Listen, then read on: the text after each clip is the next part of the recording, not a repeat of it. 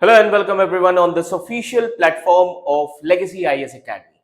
So today in this session we are going to discuss the comprehensive story of the rise of America. Ji haan, how United States of America became superpower. So what if I told you that the greatest superpower in the world has ever seen was not always mighty?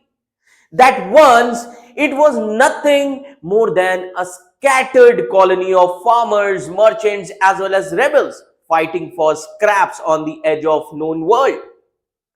How did this land of hunters, immigrants, as well as dreamers transformed into a force that controls the economies, commands the world's strongest military, and shapes every screen, every mind, and every market around the globe?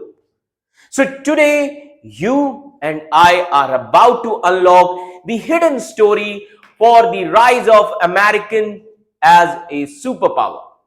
A journey of brutal wars, brilliant inventions, shocking betrayals, mind-blowing deals, and relentless ambition. So from secret deals in smoky rooms to the nuclear countdowns that held the world hostage. So this is not the story you learned in school or a college. This is the untold cinematic saga of how America conquered not just the world map, but also the human imagination.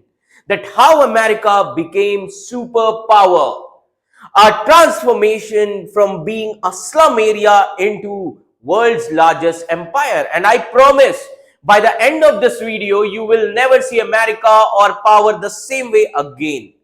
That how United States of America became the world's ultimate superpower. So this is the untold story that today we are going to discuss. So first we'll be discussing how Americans rise as a power. In this, first we need to understand the early expansion as well as anti-imperialism. So the story starts from 1492. Ji haan. Now 1492, that means when America was discovered by Columbus.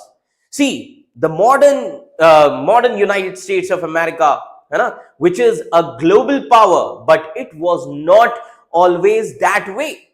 For the first 70 years of its existence, United States of America focused on expanding across the North America. So today we will be starting with the beginning, that is from 1492, when Columbus in 1492 discovered North America, which became a boon for European nations. And then the most important revolution of 1620, as you can see here, in 1620, a Mayflower ship which carried Protestant settlers from Britain, and there are other things also, like the people from all over Europe, they came and settled in America by this time period. So finally, colonists who were there in America region, so these are included Catholics, Cavaliers, Dutch, Germans, Danes, and some French, but most of them were British, and all acknowledged the British king as well as British Parliament. Apart from this, North America's climate as well as resources provided the commodities like potato, tobacco, and these commodities became substitute for Eastern imports, and this spurred these settlement. Now, the official policy was started during the period of Elizabeth I.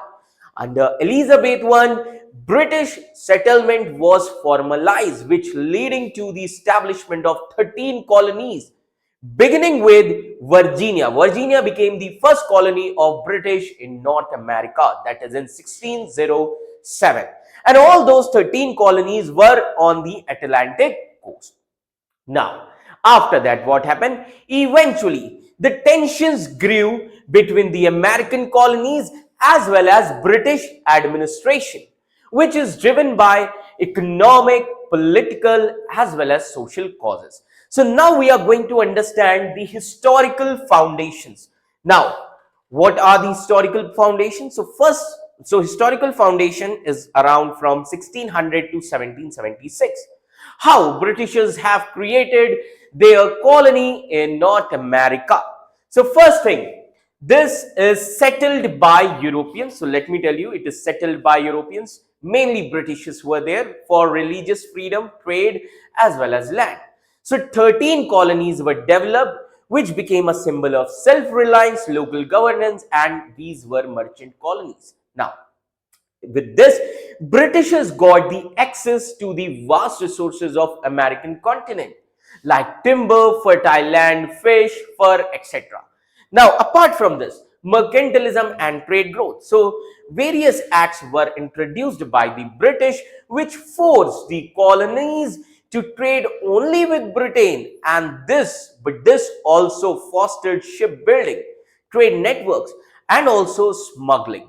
Clear? Now, so first we need to understand what are the reasons. So first reason is economic causes. So why Americans started war against Britain, which is also known as American War of Independence in 18th century. So as you can see here, economic causes. In economic causes, Exim policy, Navigation Act of 1651, and then industrial policy. So these are the economic causes. So British funding colony establishment, these felt entitled to control the colony's economy. First thing is Exim policy. Now what is Exim policy? This is also called as export-import policy. Raw materials like tobacco, potatoes, these raw materials from North America were monopolized by Britain for export. So this was raw material belongs to Americans, but who is going to trade? Only Britain. Then second act came, Navigation Act of 1651. Now this Navigation Act says that American ships had to dock in Britain first to prevent smuggling.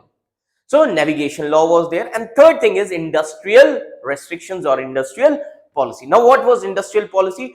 Raw material was cultivated by the Americans, but industries, who is going to form industries? Only Britain. In this way, Britain started economic exploitation of Americans. So Americans were forbidden from setting up heavy industries. So these exploitative policies hurt the colonial economies. Now, second comes political causes, as you can see here. Now, this picture which you can see here, this belongs to the Gentleman Resolution of Britain, 1689. Now, in 1689, Gentleman Resolution asserted only tax-paying citizens should have representation in British Parliament. So, this law was formulated only for the Britain. Now, Americans which we see today, they are not originally Americans. Their ancestors, they came from Europe only. Clear? So they had the knowledge of 1689 Gentleman Resolution. Now, after that, the most important thing, that is 7 years of war, which took place in Europe from 1756 to 1763. Now, this 7 years of war had played important role in American War of Independence. Now, why? Just try to understand. The 7 years of war caused economic strain in Britain. And that is why after this 7 years of war, now 7 years of war was started between, it was started for the issue of Silesia.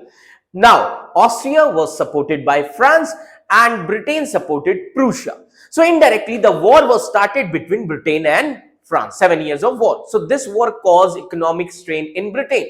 That is why after this war, British Parliament forced colonies to bear the part of the cost, or you can say the war burden. That is British Parliament have introduced the new taxes.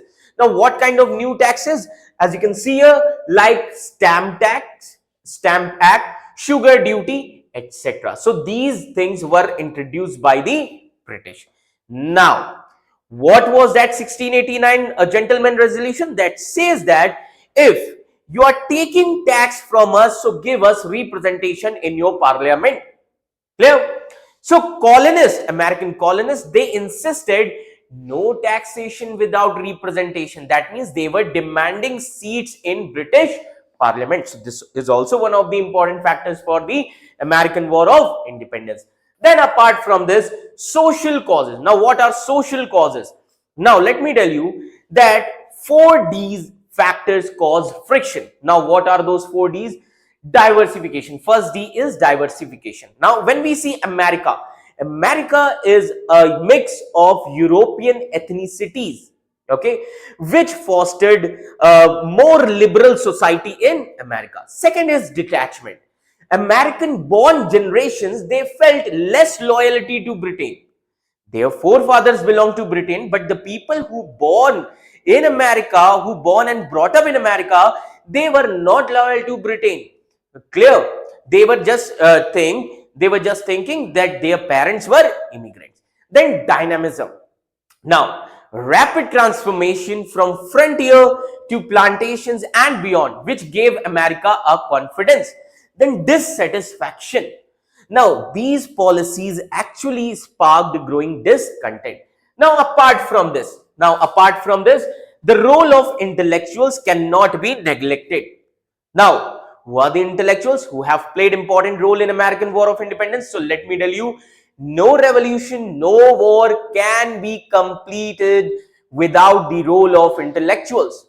So enlightened thinkers played a key role, like Thomas Paine. As you can see here, Thomas Paine. So Thomas Paine, see his image. Thomas Paine, he has written a pamphlet called as Common Sense, where he criticized which policy? Britain's economic policies.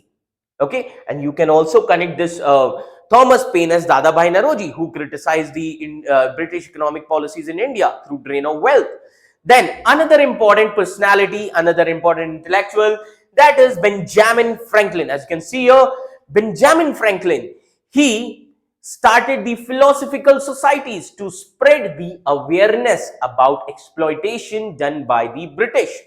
Then third is Patrick Henry. As you can see here, now Patrick Henry is like Subhash Chandra Bose.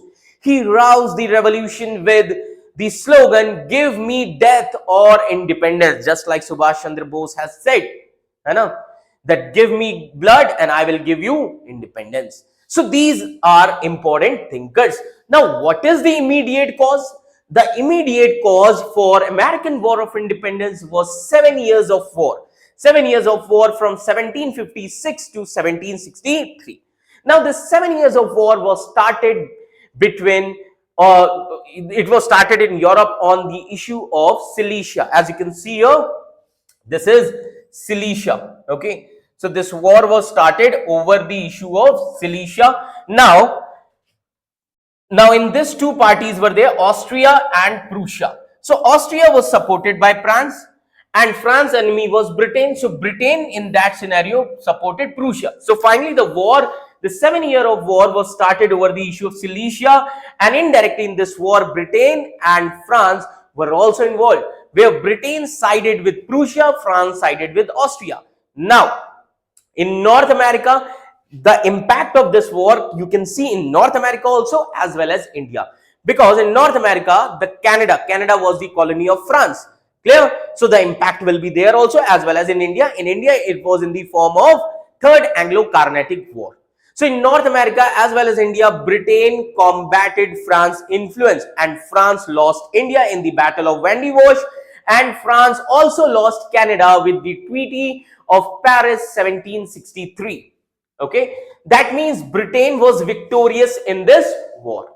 Britain was victorious in this war. So as you can see here, so Treaty of Paris, okay, Treaty of Paris is very important, through which France lost Canada in this region. Now, so Britain was victorious, but Britain's economy was weakened. Colonists gained direct trade experience and they felt empowered. Now America knew that from this trade and commerce we can gain our prosperity. So American colonists, they gained direct trade experience and they felt empowered. So we can say, like the navigation law which was started in 1651, first colony which was created in Virginia in 1607. So by 1750, America became mature. Now America was no more infant. Britain was trained. So this set the stage for the revolution in America. So by 1750s, colonists recognized their exploitation, which is done by Britain, and meanwhile Britain was economically strained after the 7 years of war, which have created the opportunity for revolt under the Greenville policy. Greenville was the Prime Minister of Britain in 1763. Okay, now we are going to understand the Greenville policy. As you can see here, now this phase, Greenville policy. So after 1756 to 1763, that is 7 years of war. Now Britain was facing the financial crisis. So Britain wanted to share this burden with its colonies. So what Britain is going to do? Now Britain is going to impose new taxes on America. Yes, after this war only, Britain is going to impose new taxes on America, like Stamp Act, Sugar Duty, all these acts. And Britain also revived navigation law as a part of Greenville policy. Greenville was the Prime Minister of Britain. Now, by this time period, colonists were already awakened, okay, that if British is asking tax from us, so we are going to get representation in British Parliament. So colonists said that we are willing to pay taxes only in exchange for representation in British Parliament, as per the 1689 Gentleman Resolution. But what British Parliament said? British Parliament insisted on taxation without representation, that we are not going to give you representation, but you have to pay the tax because you are the colony of Britain. Now, in this scenario, what colonists they are going to do? In response to this, colonists they formed the organizations like Sons of Liberty, Daughters of Liberty, and they started protest. They attacked stamp vendors, okay, and they have also chanted a slogan which became most important from the perspective of American War of Independence, that is no taxation without representation. That we are not going to give tax without representation. And because of this, in Britain, the Greenville government fell down, and then the new government in Britain came into the picture, and that new government's PM was Rockingham. Rockingham was the new Prime Minister. Now, so he announced for Rockingham Declaration. So let's talk about Rockingham Declaration now. So as you can see here, so when Rockingham came, what he is going to do? So Greenville's government was replaced by Rockingham, and Rockingham repealed the stamp and sugar duty because he knew that these protests are happening because of these taxes. But however, Rockingham's Rockingham's finance minister, whose name was Townshend.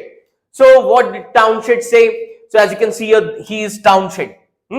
So Townshend replaced the duties like sugar duty, stamp duty, but he imposed duties on glass, paper, etc. Though he replaced the sugar and stamp duty, but he imposed duties on glass, paper, tea, etc.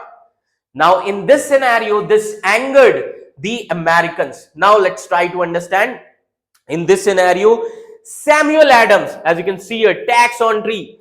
So when this tax on tea was imposed by the Townshend, who was the finance minister of Britain. So Townshend replaced them with the duties like glass, paper and tea. In this scenario, the most important personality came into the picture, and that personality was Samuel Adams. Samuel Adams was one of the members of Sons and Daughters of Liberty as well as Philosophical Society. Now, Samuel Adams organized mass protest. Samuel Adams organized mass protest. Now, what Britishers are going to do? British troops, they led to the Boston massacre. So Samuel Adams and his followers, they were protesting in Boston. So British troops in Boston led to the Boston massacre in March 1770. As you can see here, people were killed. Okay, that led to the deepening the rift. And then after this, because of this downfall of whose government? Rockingham government. Now new prime minister were appointed in Britain, and he is none other than Lord North. So Lord North, new prime minister of Britain, came into the picture. Now Lord North's tea policy. So Lord North's tea policy to Boston Tea Party of 1773. So let's try to understand.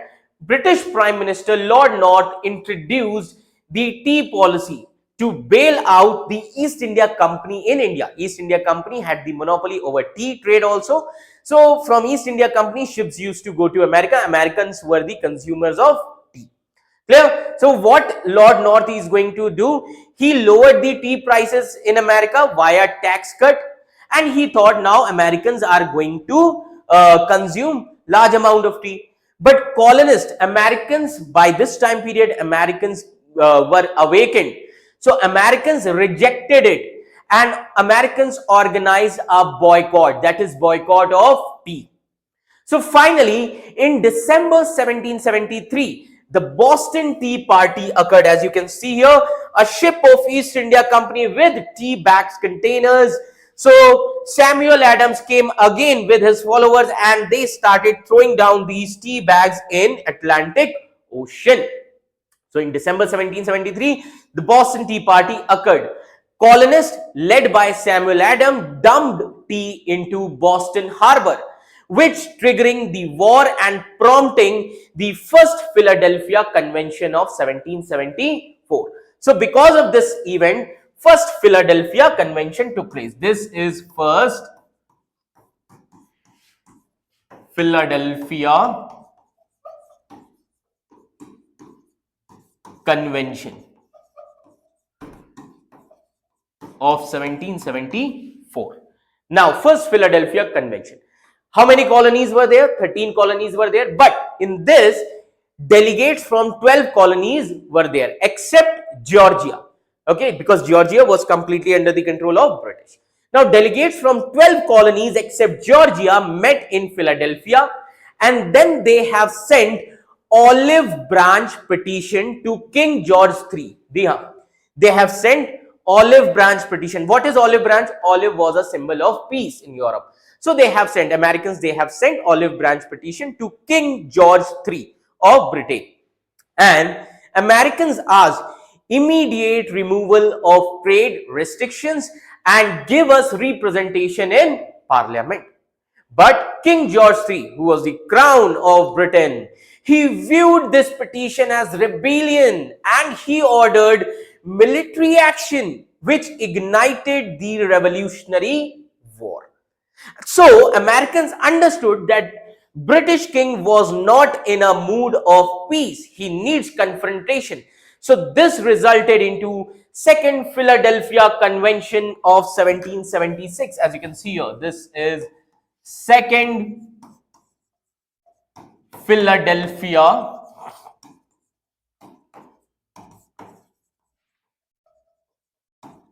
Convention of 1776. Now, what is this Second Philadelphia Convention of 1776?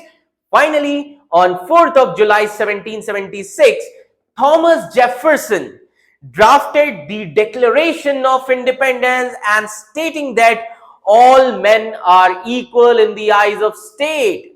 That is why it is considered as the Day of Independence of America. And various early battles took place.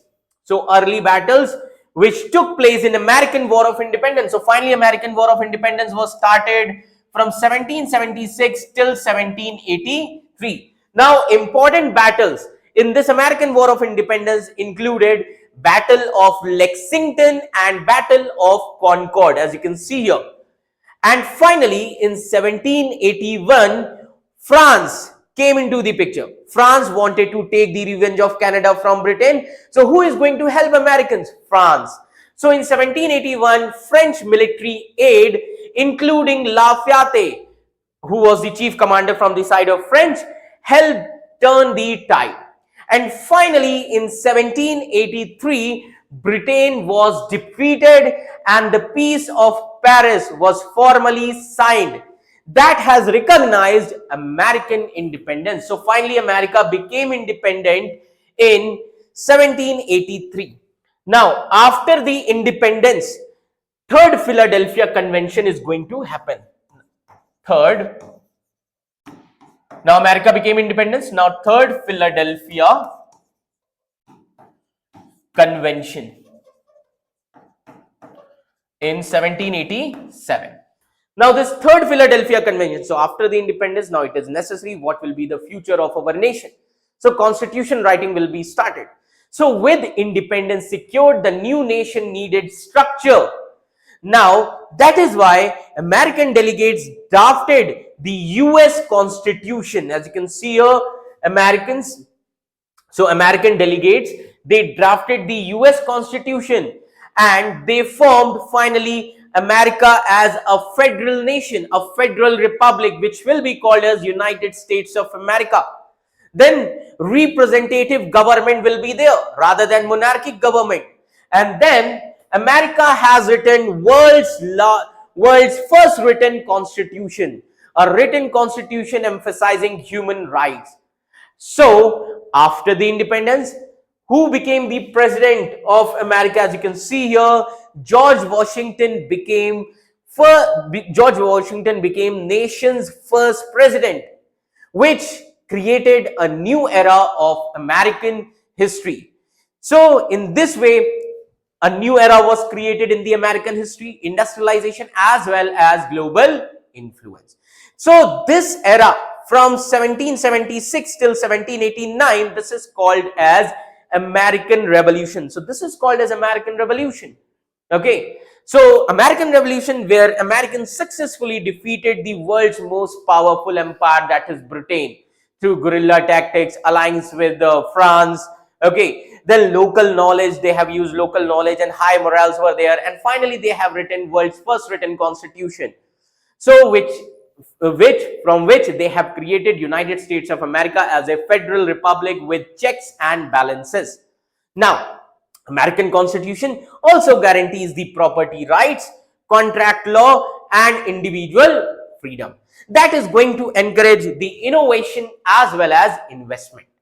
Now, after this, what America is going to do? Expansion and rise. That is very important. Now, expansion and rise from 1800 to 1860. Now, if you see the time period when Elizabeth I was there, at that time, America was just a slum area, village type area, tribal region. That is in 17th century. In 18th century, America became a nation. Now, America started expansion from 19th century onwards, 1800 to 1860. So first thing is, America wanted to manifest destiny. They had a belief that US was destined to expand westward. 13 colonies were created by the British on the eastern side, that is Atlantic coast. So America thought that we need to expand westward, that is this side towards the Pacific. That is why in this scenario, they have acquired massive lands. Now, how America had acquired massive lands? America had acquired massive lands to conquest, annexation, and purchase. Like, for example, as you can see here, America purchased Louisiana in 1803, and America purchased this region from France, which doubled the size of the country. Then America has annexed Texas in 1845. Clear? America has annexed the Texas. Then Mexican-American War started from 1846 to 1848, in which America gained California, as you can see here. So with this, America gained California region from Mexico. Clear? So that is Southwest. And then in 1846, the most important treaty that took place called as Oregon Treaty. Now, Oregon Treaty happened in 1846, which resulted into the Northwest Territory. As you can see here, Oregon Treaty, 1846, with whom? With United Kingdom. So, in this way, Americans got Northwest Territories. Clear? Now, America started the industrialization. So, after this, Americans started industrialization, and with respect to industrialization, as you can see here, the chart, America first started the transport revolution. America started building road, canals like Erie Canal, railroads, etc.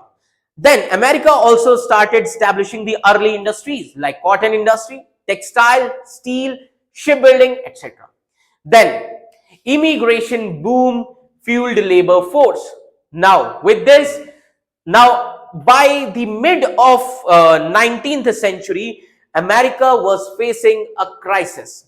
That was internal crisis in the name of American Civil War.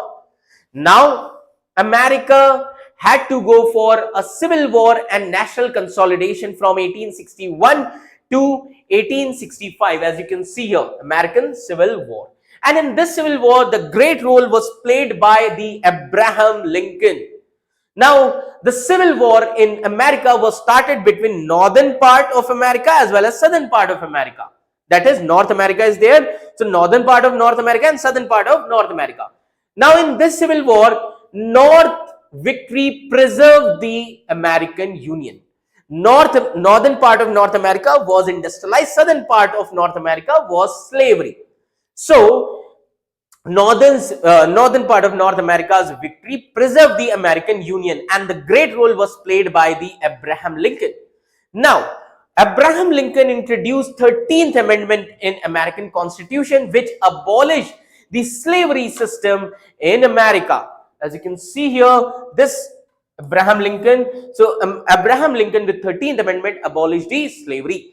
Now, after this Civil War, so this is going to accelerate the industrialization in America as well as military organization. However, a debate emerged after the American Civil War: should America expand beyond North America or not? This was the debate. So now try to understand, America has already started industrialization, capitalist by nature, clear, liberal society was there.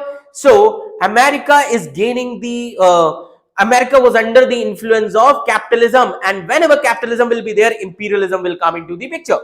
Now, what is imperialism? As you can see on your screen, it is a policy of extending a country's power and influence through diplomacy or military force. So it is a policy where a country is going to expand its power through diplomacy or through a force. So by this time period, America was under the influence of imperialism. That is why some leaders like Secretary of State, that is Seward, as you can see his image, he is Seward. So he was the Secretary of State. Now he advocated America as global power status. He was, for the first time, Seward has mentioned that America should become global power. America should have global power status. That is why, as you can see this picture here, Seward successfully purchased Alaska. Alaska was purchased during the time period of Seward, who was the Secretary of State. Okay, so the Alaska was purchased during the period of Seward, but his attempts to acquire Greenland, Iceland, and Caribbean territories were blocked by the American Congress, that is Parliament, due to anti-imperialist sentiment. So American Parliament, American Congress rejected that we are not going to purchase other regions. This shows our imperialist tendency. Clear? Now, after this, so after the Civil War, Gilded Age and economic boom in America from 1870 to 1914, which is also considered as the period of Second Industrial Revolution in America. Now, this Second Industrial Revolution is going to make America an economic power of 19th century. Now, here you are going to see America gained massive growth in various sectors. Like, who was the most important person who started or growth in steel? He is Carnegie. So, he is Carnegie. So, America got growth in steel sector because of Carnegie. Then America became important player in oil in 19th century. And because of whom? Rockefeller. Because of Rockefeller. He is Rockefeller. And then America gained important, you can say, position in infrastructure, that is railroads. His name is Vanderbilt. Clear? Vanderbilt. And then this important personality, America also became pioneer in finance business. Because of whom? Because of JP Morgan. He is JP Morgan, as you can see here. So because of these reasons, so in America, invention was also booming. Invention in telephone, electricity, assembly lines, clear, like Ford, etc. So this made America becoming world's largest economy by 1890s. So America by 1890s became world's largest economy. America became huge. America has created huge domestic market. Abundant resources were there like coal, oil, timber, etc. And America also gained surplus in agricultural production. With this, rise of monopolies as well as corporations in America. So this shows the imperial ambitions of America. Now, so after gaining momentum in industry through Second Industrial Revolution, then America started showing the imperial ambitions. As you can see here, America started showing imperial ambitions. So from 1890s, and this is very important event in 1898, and this is called as Spanish American War. This is Spanish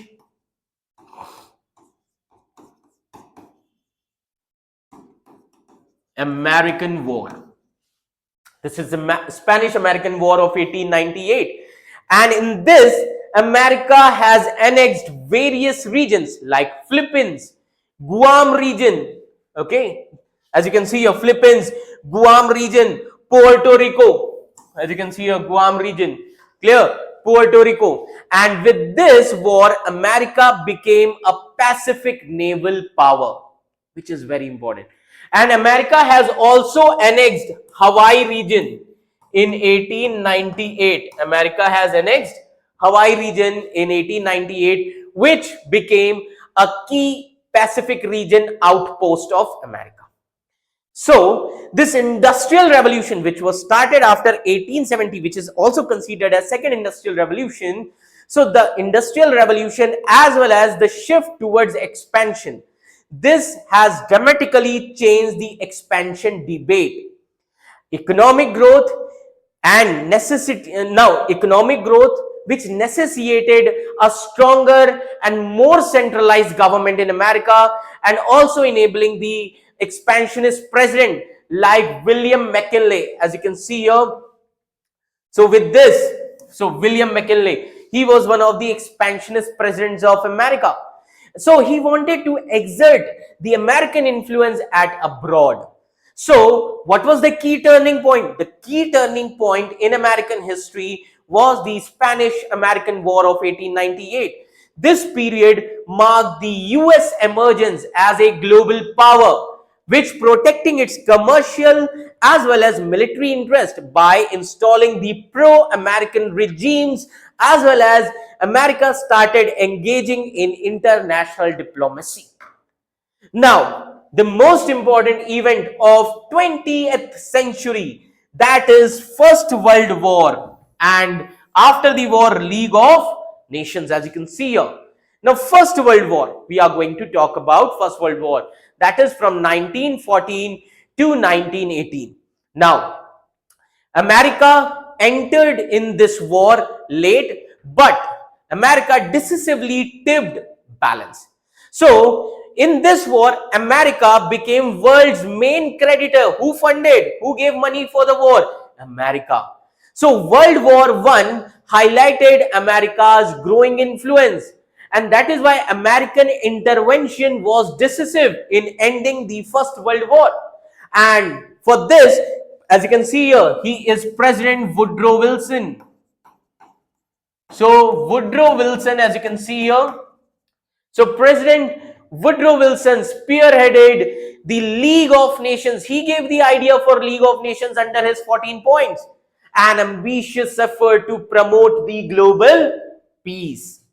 However, isolationism remained strong in America, and American Congress blocked the United States of America from joining the League of Nations. Though League of Nations was a brainchild of Woodrow Wilson, US president, but American Congress blocked the US from joining the League of Nations and dooming Wilson's project. Now, so 1920s era, if you see 1920s era, as you can see here, it is also called as booming era. It is also called as roaring 20s for United States of America. Why it is called as roaring 20s? Various innovations were done in the field like cars, radios, films, etc. And consumer economy expanded rapidly. New York, which became the world's financial capital, but again the darkness came in 1929. So as you can see here, darkness came in 1929 in the name of Great Economic Depression on America. Now, this is also called as Global Depression, which hurt US, but it resulted into a most important policy which was started by the US president of that time, that is Theodore Roosevelt, and that policy is called as New Deal policy. As you can see here, New Deal policy. Okay, New Deal policies during the time period of Theodore Roosevelt, and this policy gave stimulus, welfare regulations to United States of America. So gradually, after 1930s, America started rebuilding its industrial strength, and then comes in 1939 Second World War. So World War II and post Second World War order. Now, World War II, though United States of America did not start this war, but US had to enter in this war because of one incident.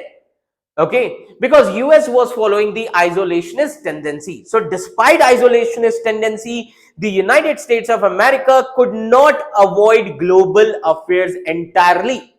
And the conflict with Japan culminating in Pearl Harbor, when Japan invaded Pearl Harbor or bombed Pearl Harbor in 1941, as you can see here. Okay, so Japan bombed Pearl Harbor, which drew United States of America into Second World War. And United States of America emerged from this war as the only major power to avoid economic ruin and sole possessor of atomic weapons, as you can see here, which US has used successfully against Japan in 1945 on Hiroshima and Nagasaki. So US used this position to shape the post-Second World War order. Now, how US is going to shape its position because of superiority in military as well as atomic weapons were there. Now, US is going to play important role in two things. First one is because League of Nations was unable to stop the Second World War, unable to prevent Second World War. That is why the relevance of League of Nations was ended, and a new organization which was formed based on realism called as United Nations Organization.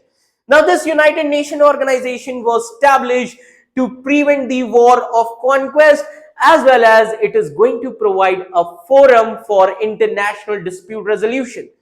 Another important thing, US also became financial power through Bretton Woods, as you can see here, Bretton Woods system. Now, Bretton Woods. Now, with this, US is going to create a global financial system like IMF, World Bank, etc. so that to prevent another Great Depression as well as World War, which is leading to the establishment of World Bank and International Monetary Fund. So these institutions, these Bretton Woods institutions, actually they signed a deep, or you can say they signaled a deep commitment by the United States of America to the global affairs. At the same time, in Second World War, a new power which was there based on communism called as USSR. So after Second World War, a new event which was started in the world called as Cold War and containment. Now, Cold War, the term Cold War was coined by the Walter Lippmann. Now, Cold War, it is just like an ideological conflict between capitalist as well as communist. Now, after the Second World War, when Cold War was started, the main aim of United States of America to contain the communism. So as you can see here, this map, red is denoted with communism and this is denoted with capitalism. Just two blocks were there. So United States of America as well as Soviet Union, former allies who were, and they came together against Hitler in Second World War. So finally, after Second World War, these two regions, that is US and USSR, they emerged as adversaries, and United States of America viewed Soviet expansion as a threat to its vision of a free trading world. That is why US started a strategy called as containment strategy. What is containment? This is a strategy of United States of America which aimed at preventing the spread of communism globally. Now, to counter the Soviet influence, United States of America took several steps, several actions, and the most important treaty which US has created called as NATO. This is the symbol of NATO, as you can see here, North Atlantic Treaty Organization, which is a military pact. So NATO is a military alliance which was formed in 1949 to deter Soviet aggression in Europe, because Eastern Europe was under the control of USSR and Western Europe was under the influence of capitalism. Now, apart from this, global interventions. So US also started supporting the anti-communist forces. Sometimes US backed dictators or arming the rebels also. As we can see, this was the situation in Middle East. Now, United States of America became entangled in numerous disputes, which created a complex web of alliances as well as relationships worldwide. Apart from this, during this period, during Cold War era, America also dominating in economic sphere as well as military sphere. How?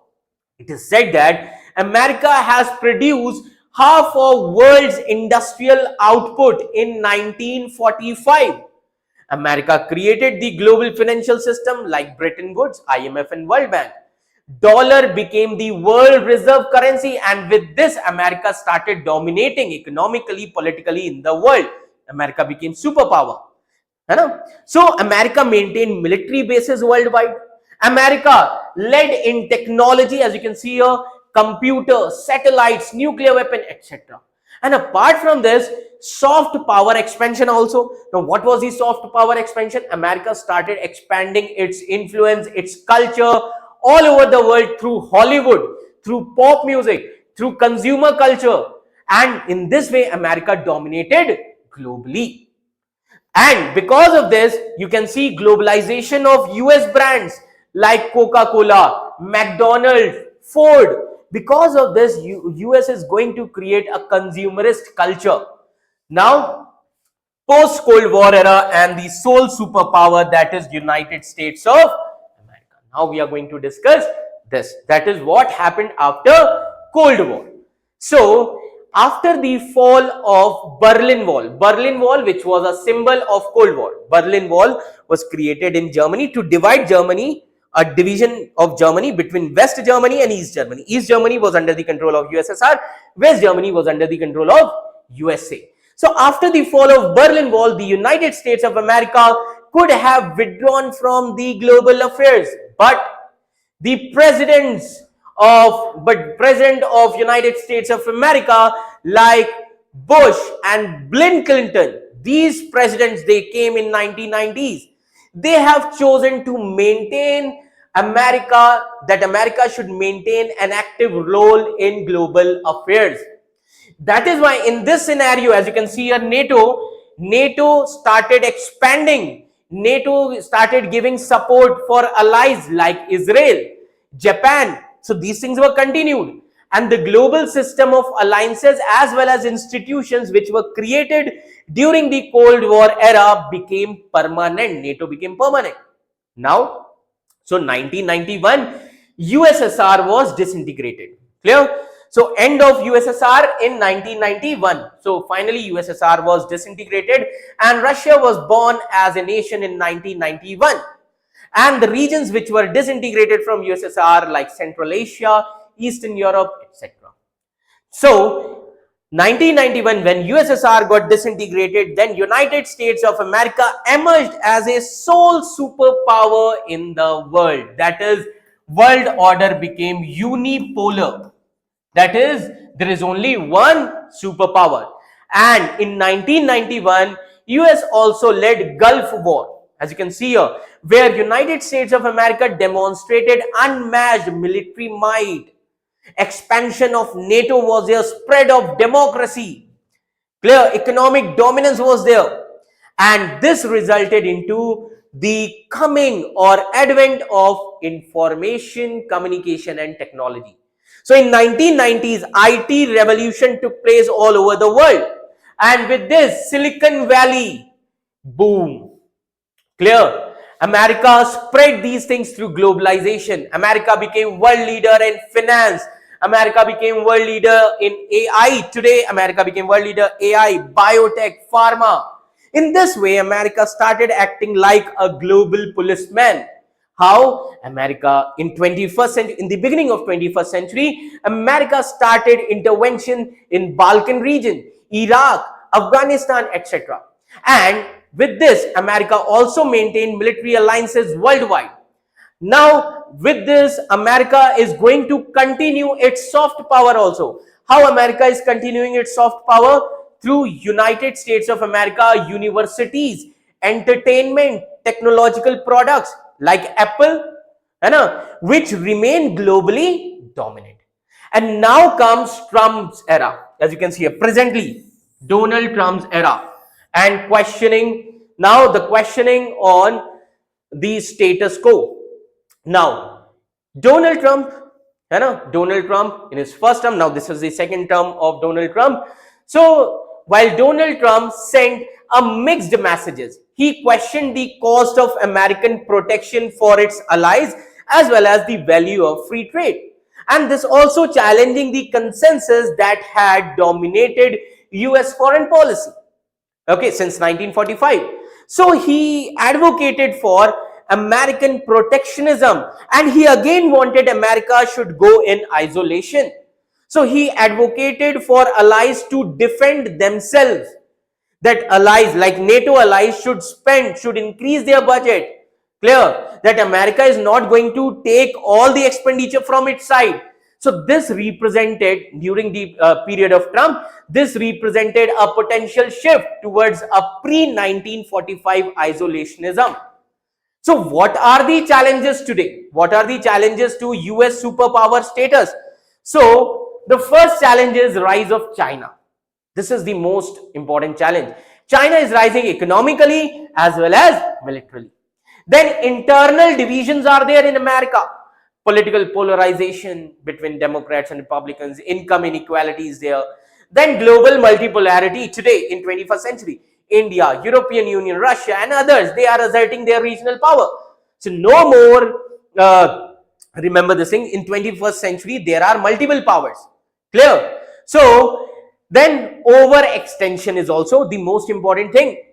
Like military fatigue after Afghanistan and Iraq, because America was unable to win Afghanistan and Iraq, and finally America had to come out, NATO had to come out from Afghanistan and Iraq region. Clear? So in simple terms, I would say that United States of America became a superpower by combining the geography, resources, war, victories, innovation, strong institutions, military power, as well as global network, plus constant reinvention through crisis. So overall, we can say that this is how America rise as the status of global power. And here we are, from rebellious colonies to an empire of screens, satellites, as well as dollar signs. The United States of America did not just build cities or armies. They have built a system, a story, a belief that anyone, whether in New York, Tokyo, Mumbai, Nairobi or Rio de Janeiro, could be a part of Americans' dream. But here is the real question. Is it still America's dream that drives the world today? Or has the world begun writing its own stories of superpower? So the future of superpower is uncertain now, but history shows one thing. Every empire rises, every empire falls, and somewhere a new one is already being born. So remember this video, remember this story, because someday you might just live through the rise of next superpower. Because history is not over yet, it is just getting started. Clear? So if this video made you think differently about power and history, hit that like button on your screen and share this video with someone who loves untold stories. And tell me in the comment section, which nation do you think could be the next superpower? Thank you so much.